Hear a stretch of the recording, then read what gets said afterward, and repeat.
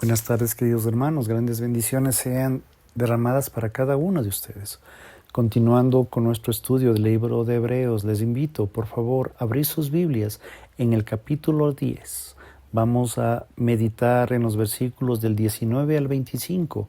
Como título de esta enseñanza es una confesión confiada de Cristo. La palabra de Dios dice así: Así que, hermanos, teniendo plena confianza para entrar al lugar santísimo por la sangre de Jesús, por el camino nuevo y vino que Él nos abrió a través del velo, es decir, su cuerpo, y teniendo un gran sacerdote sobre la casa de Dios, acerquémonos con un corazón sincero, en plena certidumbre de fe, purificados los corazones de la mala conciencia y lavados los cuerpos con agua pura. Retengamos firme la confesión de la esperanza sin vacilación, porque fiel es el que los ha prometido. Consideremos los unos a los otros para estimularnos en el amor y en las buenas obras. No dejemos de congregarnos como algunos tienen por costumbre, más bien exhortémonos, y con mayor razón cuando veáis que el día se acerca. Por favor, la idea general o principal que tenemos de los versículos del 19 al 25 es la siguiente. Tenemos confianza para acercarnos a Dios a través de la obra sacerdotal de Jesucristo. Debido a esta confianza podemos animarnos los unos a los otros a creer en seguridad mientras anticipamos el regreso de Cristo. Cuando el autor expone la escritura y la sustancia del Evangelio en Hebreos, repasa continuamente su significado. A menudo repetirá la misma verdad, pero lo hará enfatizando con respecto ligeramente diferente al llamar la atención a sus lectores. Después de considerar un aspecto del Evangelio de una vez por todas en Hebreos 10, de los versos del 1 al 18, el escritor dirige su atención a otra implicación del Evangelio en Hebreos 19 al 25. Una vez más, va a resumir sus diversos aspectos para ayudar a sus lectores a recordar las gloriosas realidades de la obra del Señor Jesús que logra en su pueblo. Además, exhortará a su pueblo a actuar sobre la base de estas gloriosas realidades. Por favor, revise conmigo en los versículos del 19 al 22. La palabra, por lo tanto, en el principio del versículo 19 marca una nueva sección y nos lleva a varias implicaciones y se basan en las verdades que el autor acaba de discutir. Las exhortaciones del escritor están ancladas en la obra sacerdotal de Jesús y refuerzan lo verdaderamente notable de su obra. Fíjense en estas palabras, ya que tenemos la valentía de entrar en el santuario por la sangre de Jesús. Los lectores cristianos pueden pasar por encima de estas palabras sin siquiera darse cuenta, pero debemos detenernos y dirigirlas. El santuario se refiere al lugar santísimo del tabernáculo.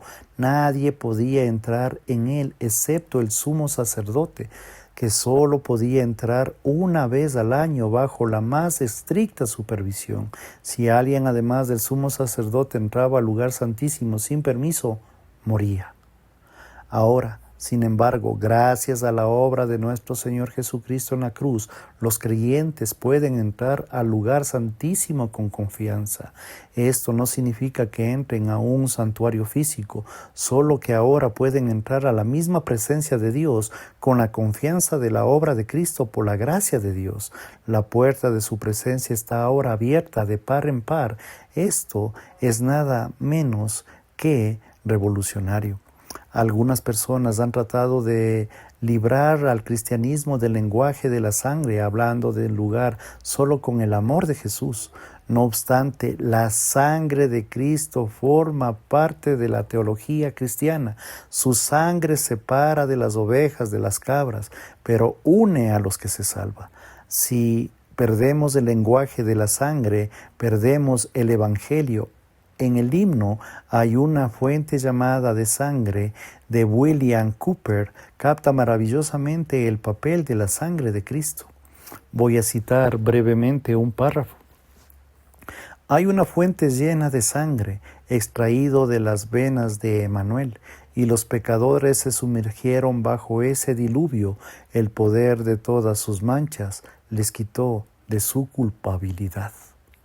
Estas palabras tienen una plena garantía bíblica.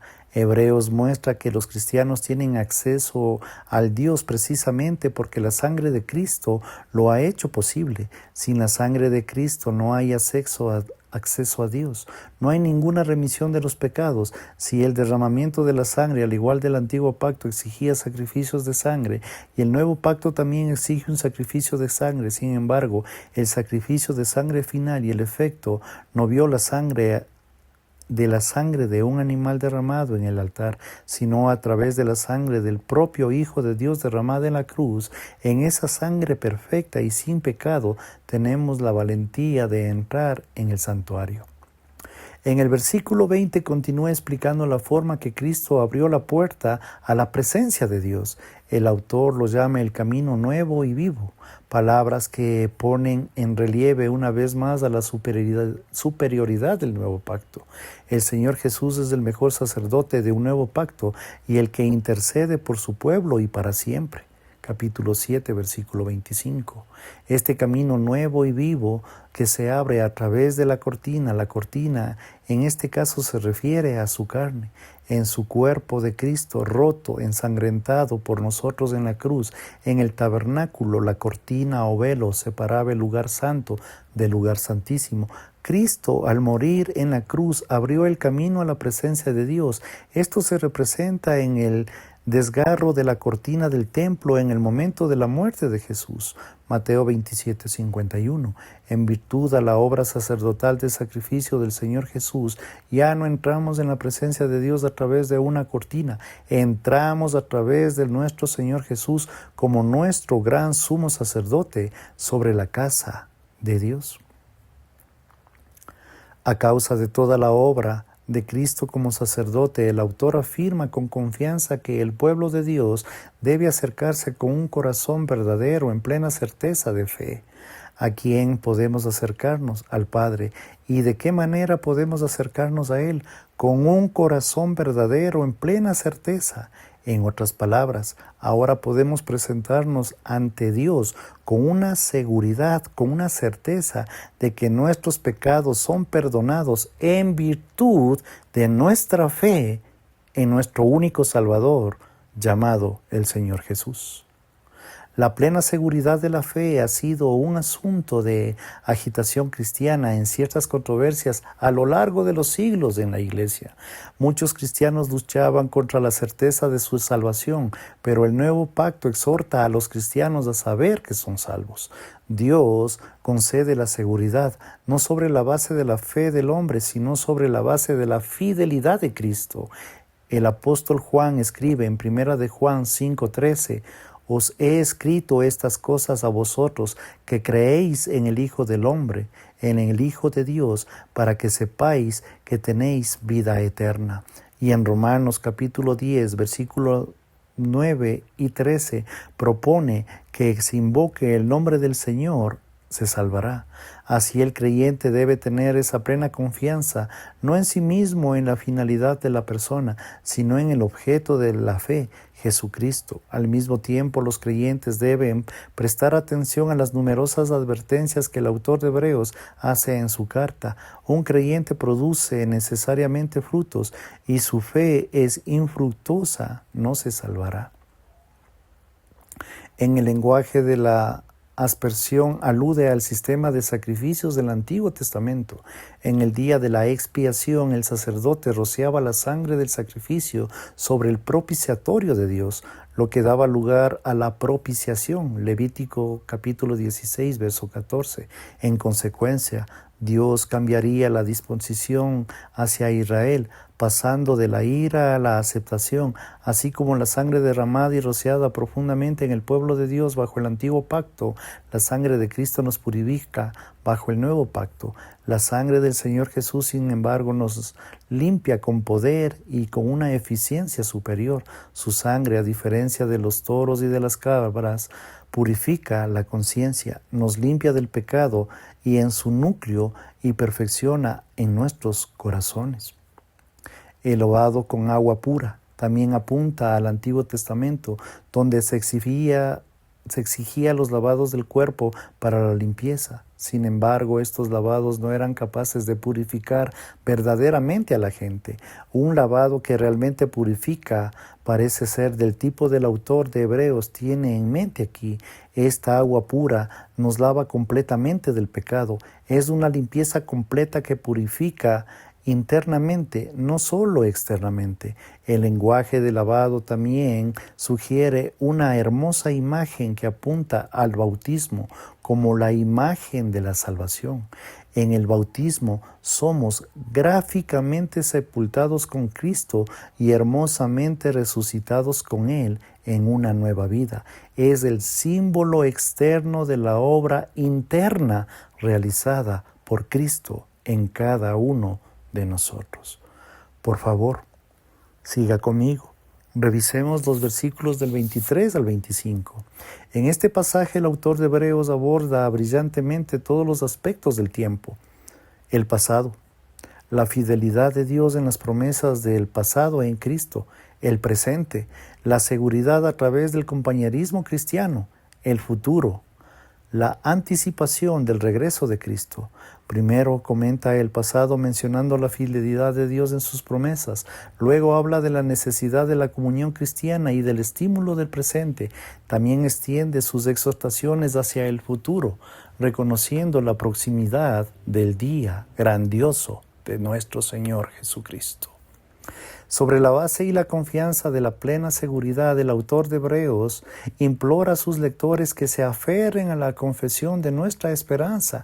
La confesión demuestra es la fe, la verificación verbal de los corazones arrepentidos. ¿Cuál es la confesión de la esperanza cristiana?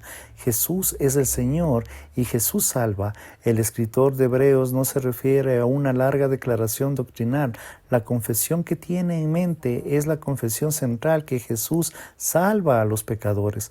Los cristianos no deben vacilar ni apartarse de esta confesión en ningún caso. Al igual que el pueblo, el autor debemos aferrarnos a la confesión que inicialmente podemos y ponemos nuestra esperanza. El Cristo reciente, no por su propia tenacidad, sino por la fidelidad de Dios, preservemos hasta el final, porque Dios no nos abandona a sus hijos. Dios ha demostrado ser fiel a sus promesas a lo largo de la Escritura. El Señor Jesús afirmó la fidelidad del Padre en Juan 6:37. Todo el que el Padre me da, vendrá a mí, y el que viene a mí, no le echaré nunca. Nadie que venga a Cristo puede ser arrebatado de su mano. Juan 10:28. El poder de Dios protege a sus hijos. El hombre no puede hacer nada por su prójimo. El poder para guardarse a sí mismo, la seguridad de la protección de la provisión de Dios permite a la Iglesia mantener la confesión sin vacilar. El autor pasa al presente en el versículo 24. Aquí hace hincapié a la comunión cristiana, en el papel de la Iglesia para ayudar a los creyentes a preservar hasta el final. No podemos tener la confianza y la plena seguridad de la fe que marquen a la Iglesia. No podemos resistir a una forma aislada. Cada cristiano necesita desesperadamente el cuerpo de los creyentes para ser animado. No obstante la seguridad, necesitamos que otros santos nos recuerden continuamente. Cristo llama a sus seguidores a sacar lo mejor de cada uno. Los creyentes deben estimularse y activar verbalmente todos y a otros en el amor de las buenas obras. Una iglesia poco saludable no logra hacer esto. Por su desgracia, algunas iglesias sacan lo peor de sus asistentes en lugar de lo mejor. El himno El bendito sea el lazo que nos une, se hace eco en la comunión del Señor Jesucristo y el valor de soportar las cargas de los demás. Los cristianos no deben dejar de reunirse para el culto colectivo y para los momentos de la oración y de ánimo. En los versículos 24 y 25 son fuertes palabras de juicio contra los que tienen la costumbre de descuidar a otros creyentes, lo que no se reúnen para que se aparten de medio de ellos los que Cristo alimenta, asegura, protege a su pueblo, es decir, puede hacer todo esto, es desafiar al mismo mandato de Cristo. Algunos pueden alegar que pueden escuchar una mejor predicación en internet o están demasiado ocupados para asistir a la iglesia, pero estas excusas revelan en realidad un corazón desobediente. En lugar de buscar una excusa, los cristianos deberían hacer todo lo posible para reunirse, no solo porque necesitan alimentarse con la predicación de la palabra de Dios, sino también porque es parte de la fe incitar a los demás creyentes en el amor y en las buenas obras. Por último, el autor se centra en el futuro. Muchas traducciones inglesas escriben la palabra día en mayúscula porque se refieren al día concreto de la historia, se refieren al día del regreso de Cristo del juicio de Dios, segunda de Pedro 3:10. Cristo convocará a su iglesia en ese día y juzgará a todos los que no pertenecen a ella. La anticipación fiel se caracteriza por la vida cotidiana de la iglesia. La proximidad del regreso de Cristo hace que nuestro estímulo mutuo y necesario en la reunión sea más urgentes y más significativas. A medida del tiempo avanza hacia el día del Señor, el autor espera que la iglesia crezca en su compromiso de fe. Nadie sabe cuándo llegará ese día, pero la palabra de Dios confirma que el día es inminente y debemos estar cada uno preparados. Gracias, queridos hermanos, que el Señor los bendiga. Y si es la voluntad de Dios, estaremos en una próxima enseñanza. Bendiciones.